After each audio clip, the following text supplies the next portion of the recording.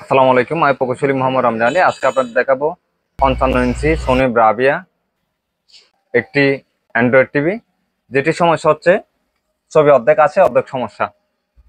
তো উক্ত টিভিটি অলরেডি বেশ কয়েকজন টেকনিশিয়ানকে দেখেছিল, ওনারা এই কাজটি করতে সক্ষম হননি।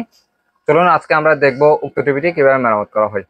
আপনার বাসা কিংবা অফিসে যে কোনো ব্র্যান্ডে কিংবা যে কোনো ইঞ্চি টিভি আমাদের কাছ থেকে মেরামত করতে পারবেন বিশ্বস্ত প্রতিষ্ঠান হিসেবে। আমাদের কাছে রয়েছে অত্যাধুনিক ডিজিটাল বন্ডিং মেশিন বা লেজার মেশিন, যে মেশিনের মাধ্যমে এই সমস্ত প্রবলেমগুলো আমাদের কাছে সমাধান করা যায়।